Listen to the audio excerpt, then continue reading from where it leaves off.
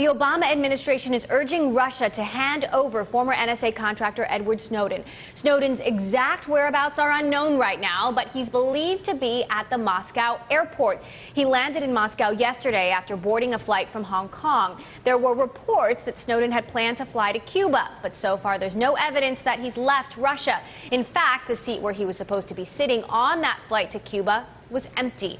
Regardless, the U.S. wants him back on American soil to face espionage charges. I want to get the latest now from Bloomberg News reporter Phil Mattingly, who is in Washington. So, Phil, the very latest, where do we think he is right now, and where is he going?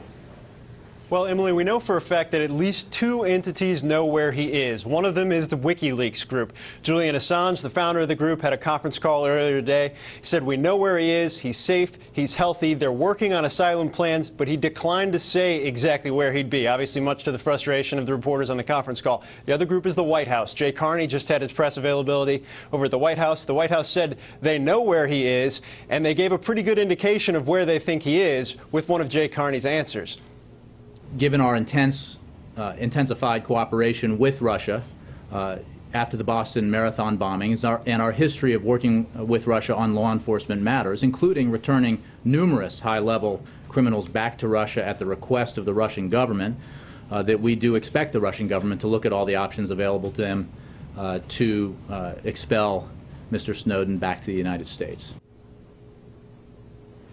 So clearly, obviously, as Jay Carney just said, the U.S. believes he's still in Russia, as you said, holed up at the airport. The big question now is, when is he leaving? And when he does leave, where is he going?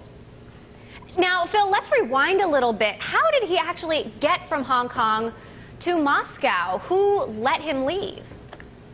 You know, Emily, it was interesting. Julian Assange today said it was a fascinating story, one that he was not going to tell us. That said, we know a couple things. The U.S. Justice Department has laid out a timeline. Basically, they filed charges against him on June 14th. That same day, they issued an arrest warrant that they assumed the Hong Kong government would end up going with. Since that time, it's been pretty much dead silence until Friday night. The Hong Kong government called the Justice Department and said, look, we have problems. We think there's some technical issues here. You need to answer these. The Justice Department was in the process of answering it when the Hong Kong government called them and said, hey, he's gone.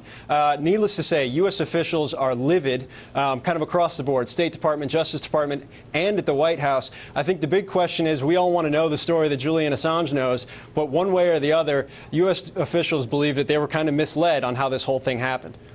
And we just got a statement, Phil, from White House Press Secretary Jay Carney to this very point. He said, we see no reason or justification for the failure to provisionally arrest Mr. Snowden in Hong Kong by Hong Kong authorities in accordance with our negotiated agreements. Just one last quick question, Phil. You know, what are the diplomatic implications between the United States and China of this very issue? You know, it's been a tenuous relationship recently, but President Obama and President Xi had supposedly made a lot of headway in the meeting that they had just recently.